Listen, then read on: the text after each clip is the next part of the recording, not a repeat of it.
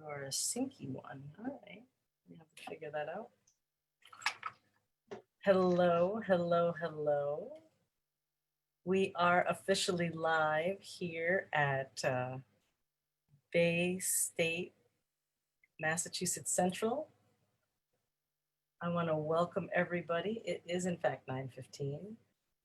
And what I'm doing on this other screen is I'm making sure that we are in fact live. Fantastic. And with that, I'm going to go ahead and just get our PowerPoint up and welcome everybody. Hi, hello, hello. To those of you who are here live, to those of you who are going to be watching the replay, we welcome you to our January, listen to me, July 30th, 2020, COVID edition of our Massachusetts weekly meeting. I want to just welcome you all. The picture you see next to me is actually our headquarters. So if you have never been, it's very funny. People tell me, like, if you've never been, you should really check it out. And I actually got to check it out, and it is an impressive building.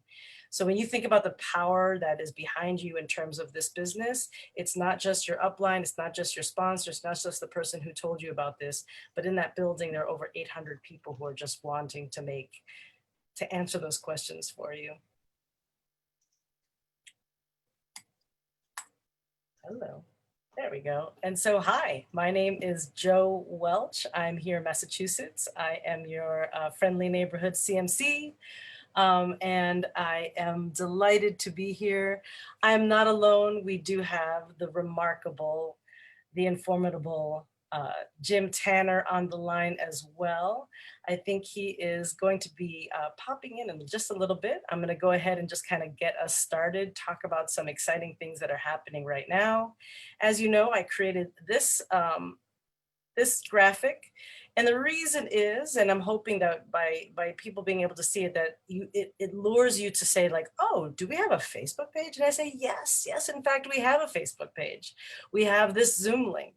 We have weekly meetings. So there's really, we're really trying to strengthen the culture and strengthen the bonds here in Massachusetts. We're keenly aware that this business is a nationwide business, but our community and our family is here. And so we want to just make sure that we are reaching out to the best of our ability.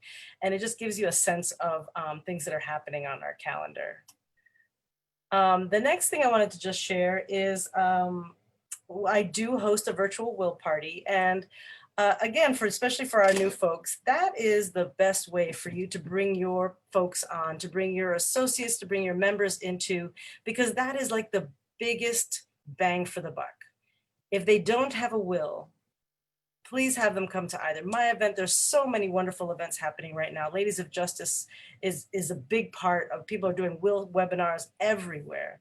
And fundamentally, we're just giving people a chance to get on board, understand what the tool is that they have in their hand, and making sure that they get that will finalized, because there's just so many. Right now, we're all in quarantine. Now's the time to get it done. So I just gave you a little screenshot there on the side here to show you that it's that easy to find in the calendar. And if you are new to us, legalshieldcalendar.com is going to get you right there.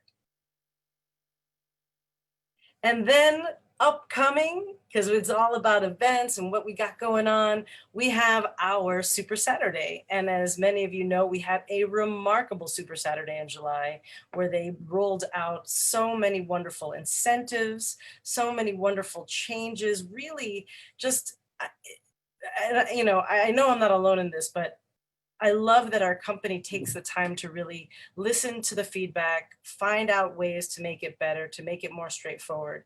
We have two amazing presenters at our Super Saturday coming up in August. They are the couple of April and Rob Hurst. They are just so knowledgeable. They have actually been on the Super Saturday. They're doing, like, feels like they're doing the world tour. We are so lucky to have them on board. They're moving their business at the speed of light. And so there's just so much wisdom there that's going to be available to us. So I just want to remind you, everybody is welcome, especially at the beginning of our event. We have that open house. So that first half hour is a great place to bring those prospects. And it's also the best place for that new associate to just get launched. They sign up on the break and then they just stay for the training.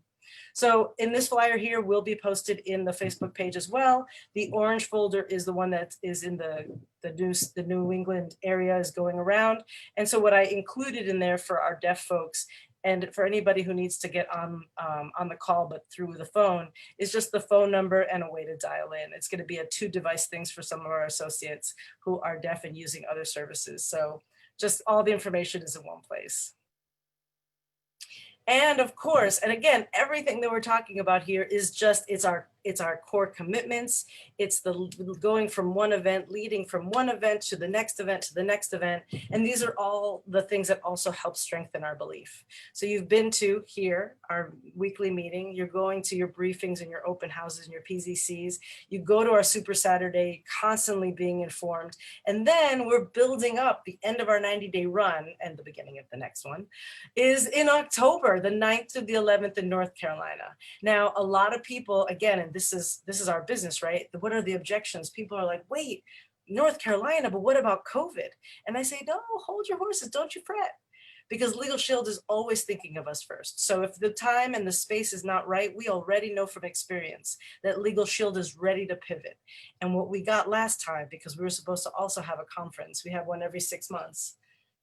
We were supposed to have one. And in reality, we had it online. We had it online. And actually what it did is it reached even more associates and reached more people. And we've had more people attending. We've seen the results of that success. So I'm not worried one way or the other. We're going to have a conference. The question is, do you have your ticket? And if you are planning to travel, I'm not endorsing one company over the other, but I like Southwest because then I can, if it does get canceled, I can just get my money back. So either way, I'm going to this conference. So I hope that we're all going together because it's going to be a good one.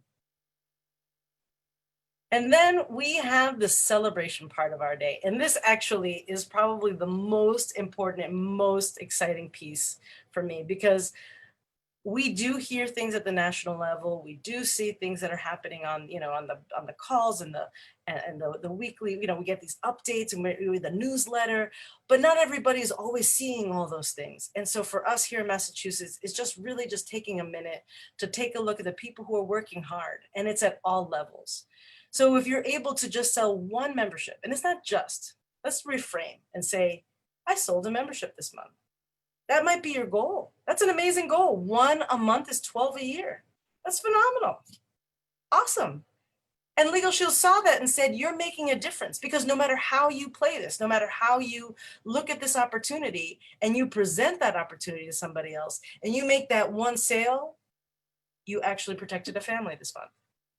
And just a big shout out to our list. It's already growing. I had to update it from just even last week. We added a few more names there. I'm just going to go through Julie Gershon, Daquan Booker, me, yay, Jim Tanner, way to go. Fitzgerald and Joanne Santime, Amy Mahoney, Sharon Mendes, Josephine Yu, Marilyn Weeks, Nautilus Growth Partners, Michael Salach. Oh, I apologize. I didn't see that. Need to move that down. Vivian Nang, Maylee Robbins, Robert McCormick, Anna Salvatore, Bob Sheasley, and Anika Jenis. Fantastic. Fantastic. This is impressive. And then, of course, like everything else here in Legal Shield, we build to the next. And the next goal, right, after we protected that one family is to make sure that you at least have $90 of sales in a month. Now, when you look at that and you really break that down, if you think about what we're talking about, is really 4 families. Sometimes $90 feels like a lot. I'm in the wrong direction. 2 families, 4 plans. If you're thinking in the $25 space, if you're thinking in the $30 space with our 3 bureau identity protection, that's $30. So if you're doing 90, that's only three families getting the ID shield. And so we can really break these down into very delicious bite-sized pieces. And so for 3 families getting protected, you're able to achieve that first level of sustainability, right? We want $90 a month. And if you're feeling really ambitious, pair up the legal part with that as well. And now you're making 180. And you're already, or maybe a little bit more because it's not $30, but there you are at the PC Pro. And so we're just celebrating our folks who have achieved that new level. We've got Taquan Booker in his first month, Sharon Mendes, Shantara Cobb, way to go in your first month. Julie Gershon is killing it at 157. Jim Tanner and his wife Danielle Rousseau at 75 months. I'm here at 20, and Fitzgerald and Joanne Santine at 3. And so there you go. We have our PC club for July. And without further ado, I'm going to bring in the man, the author, the legend, Jim Tanner, who is working his way into the next $1 million, the next big ring, and also into our space and in our hearts to bring some knowledge, to share from his experience. Jim Tanner, will you join us? Let's see. I'm here. Good evening. Oh, there you are. Can you hear me okay? Yeah, I realized I didn't spotlight myself, but I want to make sure I spotlight you. Well, all you're going to get from me is what you've got on the screen and the picture of my book. Because I'm in the car. I'm here in Provincetown. Many of you that follow me on social media know that I skipped down to Provincetown for a couple of days here to enjoy the summer weather. And that's exactly what I'm doing with my family. And I've got a 5-year-old who is in bed. So I stepped out into the car so I could speak with everybody this evening. First thing I want to do for you, Joe, is again say congratulations. I know you're having personally a fabulous month. I know your team is having a fabulous month. And we are all, as an extension of that, eternally grateful for the work that you do for the state of Massachusetts as our only certified meeting coordinator. Now we got to do some recruiting on that side. We got to get some folks in other markets. But in the meantime, you are doing all of the work, making me look like I have a clue what's going on, and I appreciate that. But more importantly, in all seriousness, you are helping so many folks, regardless of team affiliation, to see their businesses launch, grow, explode, scale to the next level. And we're all grateful for the work that you put in, unselfishly for all of us. So thank you. And you're very kind. Absolutely. So much. And as you know, all the work is, we're all carrying the load. And so thank you for everything you're doing. I appreciate it. And I also want to say congratulations to all of our Performance Club qualifiers, to all of the folks that are participating in protecting, whether it's one family or 100 families in the month of July. You are making a difference in the lives of those individuals, those moms and dads, those men and women, by giving them access to a service that they frankly had no idea existed until you went and shared it with them. And that's what I want to talk about this evening is action, activity, this moment that we're in.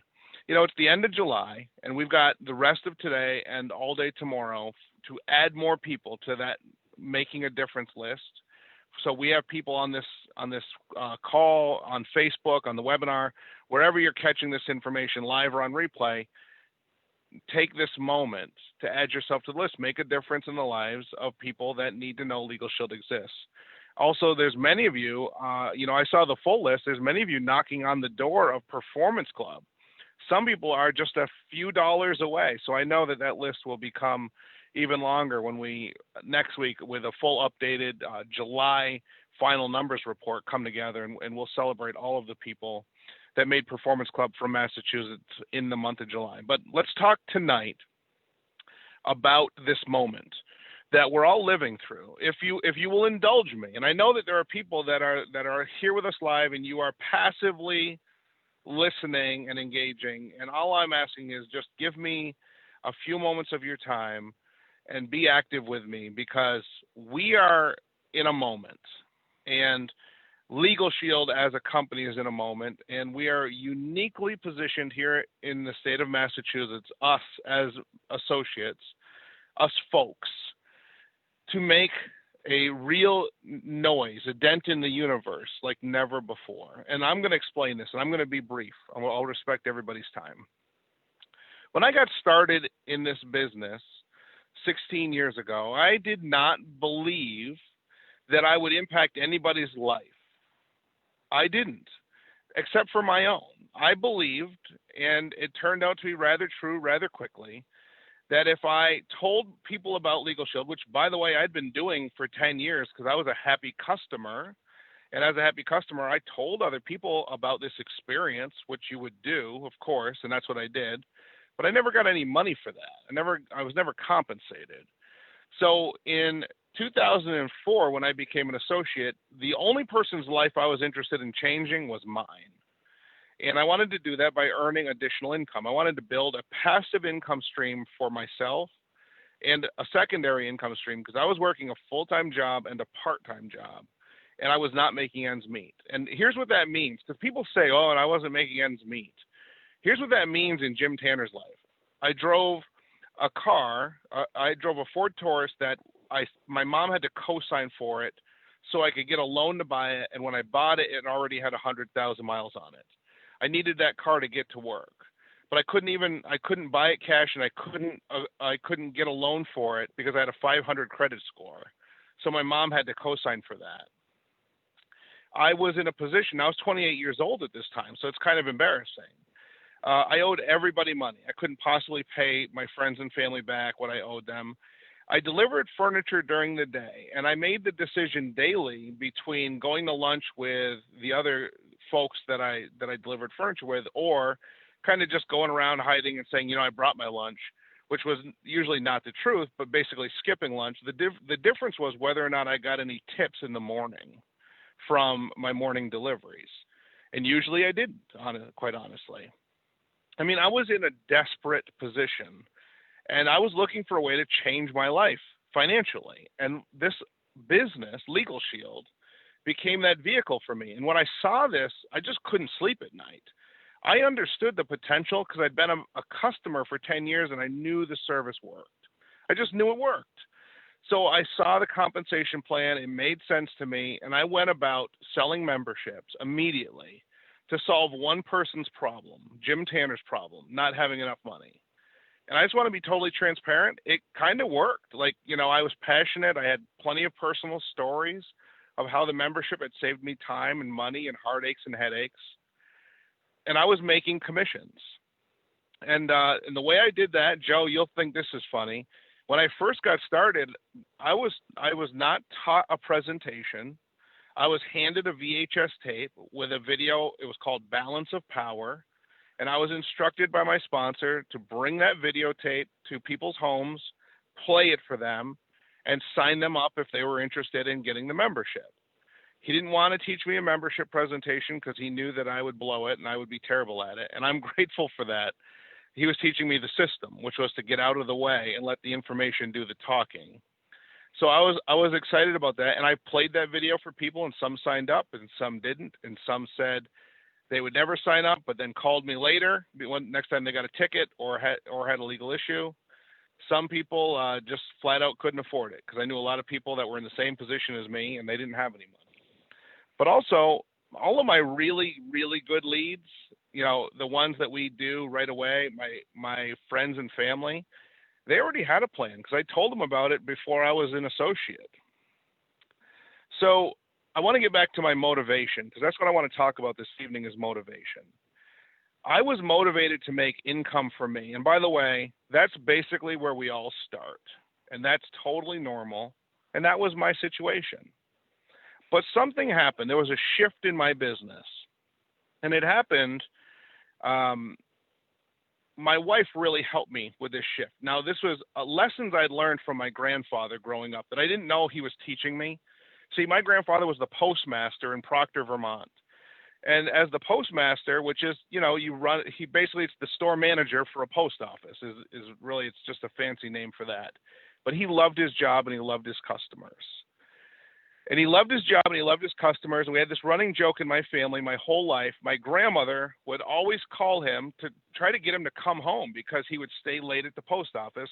He lived about a half a mile from the post office. So it wouldn't take him long to get home, but it was really hard to get him out of the post office. And it closed at 5 o'clock, but 5 would become 6, 7, sometimes even 8 o'clock at night.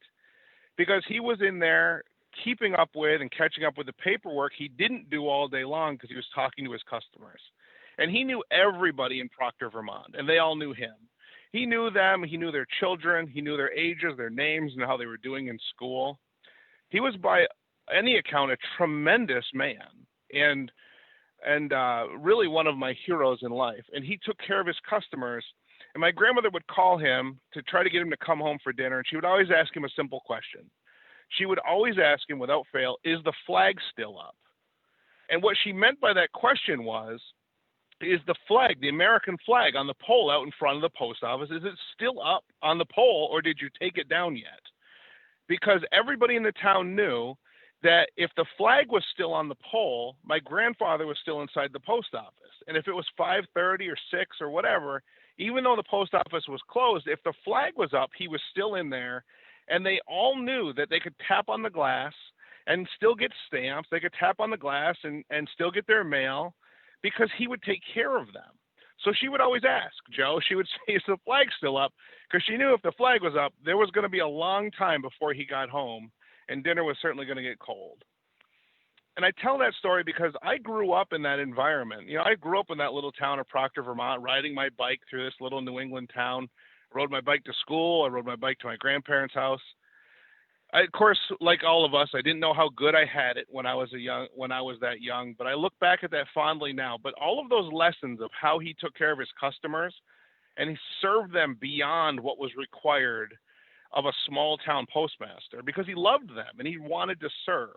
And by the way, that's not the only way he served, because when he retired, he continued to serve. He served his community through the Moose Lodge and the American Legion. He was in the National Guard and then the National Guard Auxiliary into his 70s. He served by visiting nursing homes because he didn't want anybody to ever feel abandoned or lonely. And even at the end of his life, and I'll try not to be emotional when I tell this part of the story, even at the end of his life, when he was in a nursing home, when I would go to visit him, he wouldn't be in his room. He would be somewhere else in the facility in a different wing. By that time, he had one leg and he was in a wheelchair, and he was still going around and visiting other people in other parts of the nursing home. That's how he lived his life. He served his community at every chance he got. And I grew up watching that, but somehow I had forgotten those lessons when I started this business. And I purely was building my Legal Shield business transactionally. All I really wanted to do was earn commissions so that I could get ahead financially, because I was behind financially. Again, totally appropriate. That's why I started the business, and that's not odd. That's just how it is. But here's where the shift was. Before my wife and I got married, I had asked my wife, Dr. Danielle Russo, to come with me to our international convention. It was in Las Vegas, which is probably why she agreed to go. And I thought it would be a fun vacation, and I wanted her to see for herself what it was that I was doing. At the time that I asked her to do that, I was a director in the business, and I was routinely making between $400 and $500 a week consistently. And I had quit my full-time job delivering furniture and my part-time job working at the mall. I'd dragged myself out of debt. I had caught up on everything, having Legal Shield as a part-time business. Again, just purely doing this transactionally. And then instead of it continuing to be a secondary source of income, I quit those jobs that were not fulfilling me. And I wanted to make Legal Shield my career. And I also, by the way, wanted to marry Danielle and start a family. And I knew I had to have a real job. I couldn't just be delivering furniture. I needed a real career. And I had kind of decided that Legal Shield was going to be that for me. And I asked her to come, and it was all around this time I asked her to come to that event.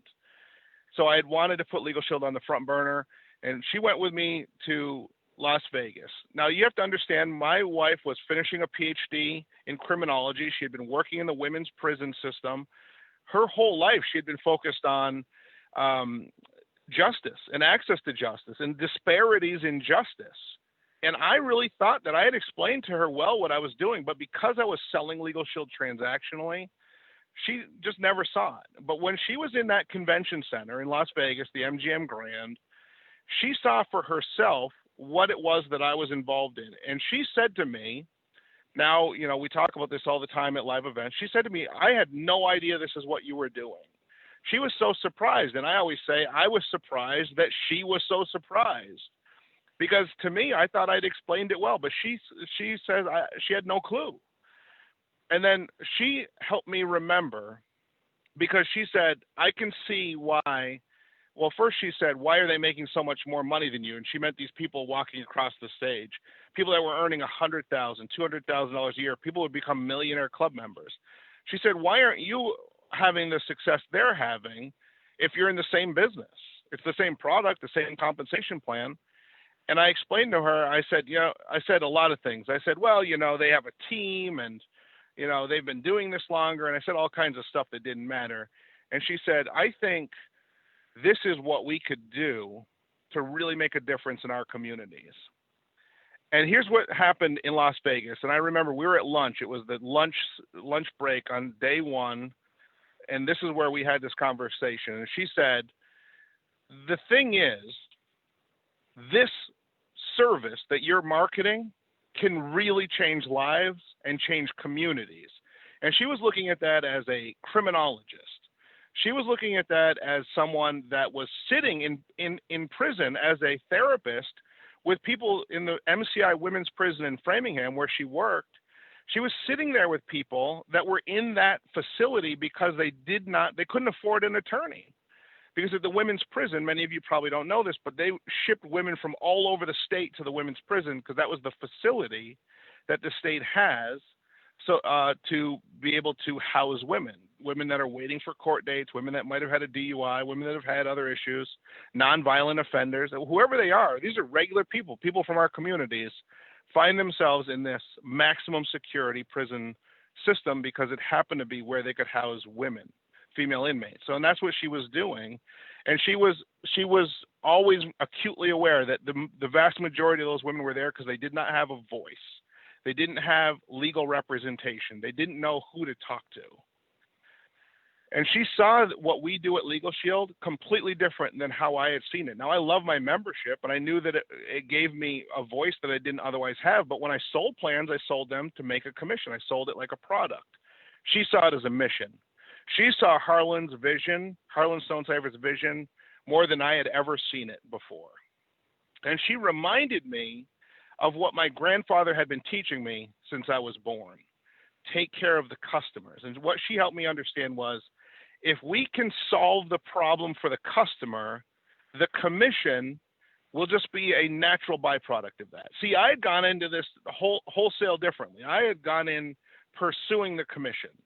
And again, I'd gotten to about $400 or $500 a week doing that, able to quit my jobs. I thought that I was a success. I thought that I had won as far as the American dream goes, because I was working for myself, catched up on most of my bills. Yes, I was still making very little money compared to what was out there, but at least I didn't have a boss anymore. And she said, no. The potential of this is so much bigger. Communities will change. Families will change. Outcomes will change. What she said to me, and this was before we had a mobile app, she said, when someone is pulled over on the side of the road, regardless of how much money they have, what the color of their skin is, where they were born, regardless of that, they could have an equal chance at a positive outcome interacting with that law enforcement officer. And I'm telling you, ladies and gentlemen, I had never thought about it like that. I had never thought about it like that. She saw the potential of what we do as a service. And again, she reminded me that the commissions will just come in if we just start taking care of people. And again, lessons from my wife that ignited in me reminders of the lessons from my grandfather. And she saw it one step further, and she said, now tell me about this thing where they build a team, because she definitely never understood that before. She'd never heard that. And I said, yeah, you can build a team, and then you earn income every time they make a sale. And she said, yeah, see, you're wrong again. You can build a team because you're paying forward the opportunity that was given to you. Don't worry about the overrides. Don't worry about the bonuses. Don't worry about the income you'll make from somebody else making a sale. Look at this as a way to bless somebody else, that they could be an entrepreneur like you are, that they could have access to mentors like you do, that they could earn an additional income stream and dig out of debt like you did. And that was a revelation for me. Now, I'm not embarrassed to say this, but I should be, because I, again, didn't think of it like that. I thought of it like, wow, if I could build a team, then my team will do the work and I'll make the money. But she saw it totally different. If I serve by sharing the opportunity, then they also can have the benefits that I've realized. They also could have the opportunity to build a business of their own. And that mattered to her because I talked about my grandfather, but here's her grandfather's story. Her grandfather, Albie, was one of 14 children. He had a job when he got out of school through some local connections, a job at the Roxbury Carpet Mill. The door was open for him. This was the most coveted job in town. And as a young man going out in the world, he wanted to start a family. He had this job at the mill offered to him, and he turned it down. And his family was furious. I mean, this was a good job in New England in those days, and nobody was turning down jobs like that. And he just did not want to do that for the rest of his life. He wanted to be an entrepreneur. And so he, with a loan from one of his aunts, started one of the first home heating oil companies in New England. And he turned that into a multi-million-dollar business. And when he passed away as somebody who had given millions of dollars away, not just earned millions of dollars. Someone whose name is on playgrounds and libraries and all of these things because he constantly was donating. And I never got to meet him myself, but I've heard the stories of at his funeral, people coming up and talking about how he would forgive their oil bills because he knew they were going through hard times, how he would replace things in their homes or put a new roof on the church because he knew it was the right thing to do, and he never wanted any credit for it. See, she had grown up experiencing that.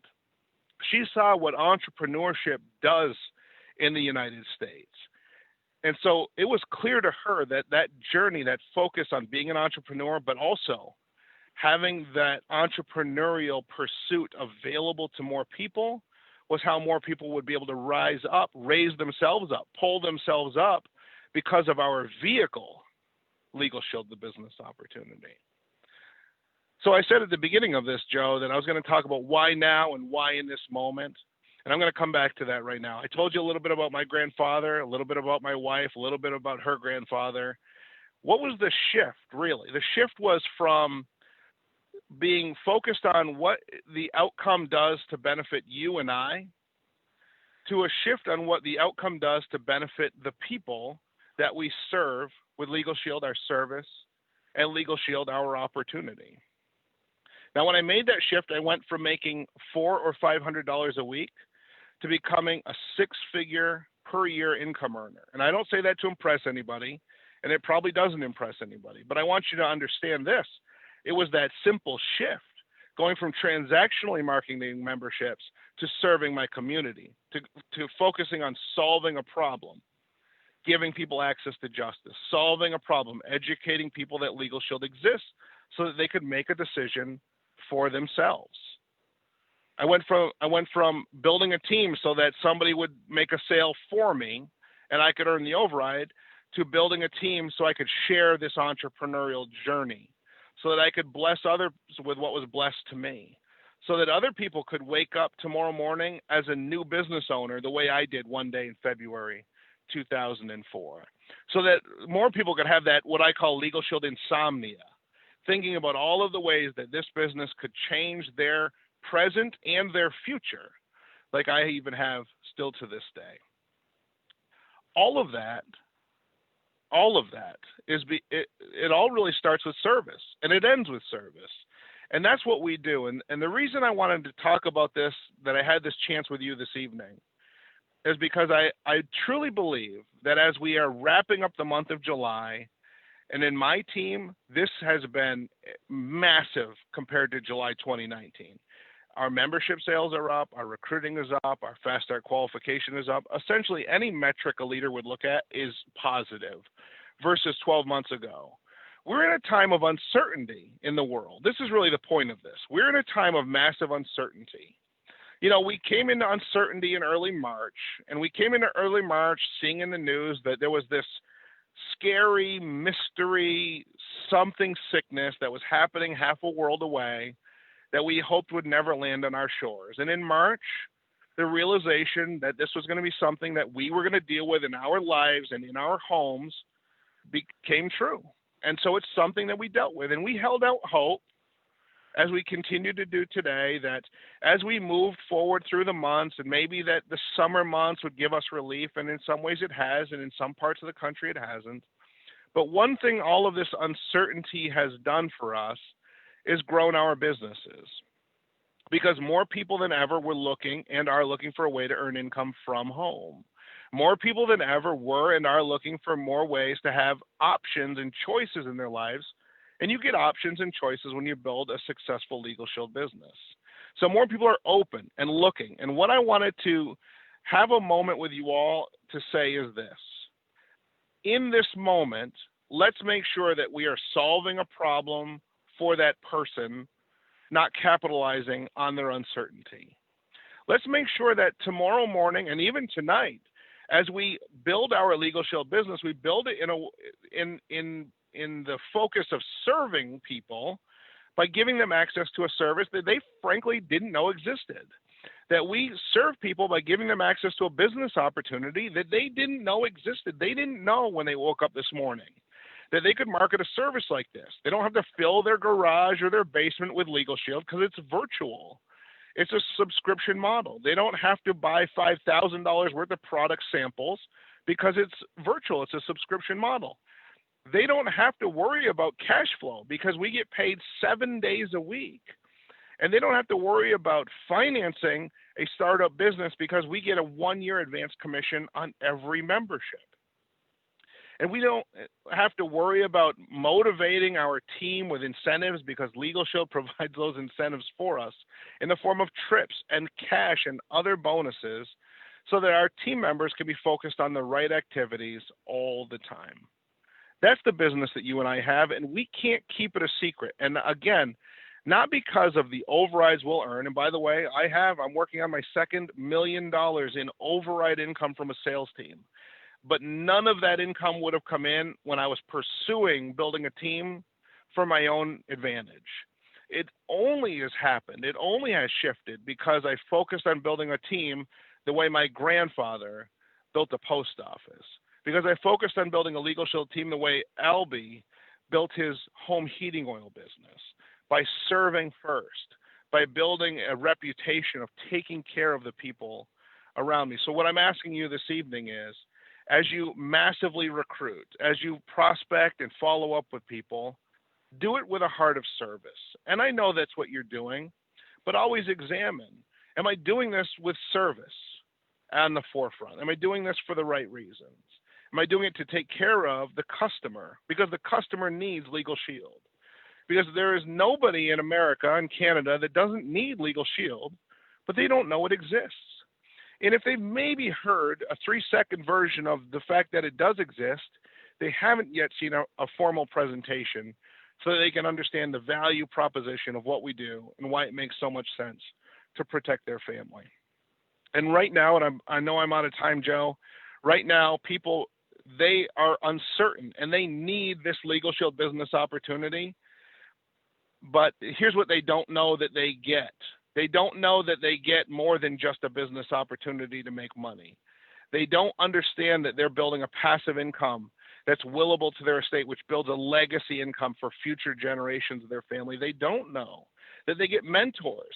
There's hundreds of families that have already become Millionaire Club members, and the majority of those families are still building businesses, answering phone calls, taking and returning messages, and working with new associates. They don't know that they have thousands of years of accumulated experience building a Legal Shield business at their disposal. They don't know that they have Jeff Bell and the executive team not only cheering them on, but continuing to develop and enhance our services for an ever-changing world. They don't know the power and the scope of our multi-million-dollar Legal Shield opportunity until one of us knocks on their door, gives them a call, invites them to take a look, follows up with them, gets them on the phone with someone who can answer their questions, and gets them signed up so they can take a Fast Start class. Only then are they going to know all of that. And that's our duty. And when we do it from a heart of a servant, when we do it as servants in our business model, it will only grow. And I say that to all of you here tonight and those of you that are listening to the replay. I ask you to ask yourself, how am I approaching my business? Because people can tell. Am I approaching my business as a way to solve my problems or as a way to solve theirs? Because people can tell. And Zig Ziglar said famously, you can have everything you want if you help enough other people get what they want. Let me say it again. You can have everything you want if you help enough other people get what they want. Joe, a decade ago, when I heard those words from Zig Ziglar, I thought to myself, well, isn't that a novel, feel-good idea? A decade later, I can tell you it is the only way this world works. It is the only way people truly get ahead. Now, people will have success for a fleeting moment by doing things the wrong way, the fast and loose way, the I hope nobody's looking way. But the people who have stood the test of time, who have built legacies in our business and in the world around us, have done it on that philosophy right there. That is the only way to build a legal show business that will stand the test of time, is when you focus on how what you do helps the other person, and you let the byproduct of that be success for you and I. Joe, thank you so much for having me on, for getting everybody together again this Thursday evening. I'm excited to see how we finish the month of July, and I will turn it back over to you for your closing thoughts. Thank you. Thank you so much. Wow. I mean, I just feel like I also learned so much about you and, you know, the values of each of your grandfathers. I think a lot of us can look back in our families and see that those threads, that the core is there. Um, you know, I was jotting things down. I love, you know, a lot of people, especially as they're coming into this business, are struggling with how to talk to people, how to even bring it up, and the pivot to solving a problem and bringing them something that is coming from a place of wanting to help, of wanting to solve that problem, I think is the biggest key. And in fact, you know, even just like last week, I was struggling myself to like, okay, how do I get motivated? And it was just like remembering, as you said, that we get to share this with them. I don't know who said this, but I love it that the cost of listening or watching an opportunity, there's no cost to that, right? It's free. But the cost of missing it could be a fortune. And with that, we all have our fortune in our hands. I want to wish you all the best of business. We have, I mean, this month for me, some people felt like it moved quickly. We still have a whole other day. There's a whole other day ahead of us. May you reach your goals swiftly.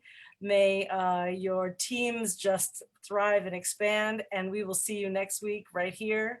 Have a wonderful night. Thank you.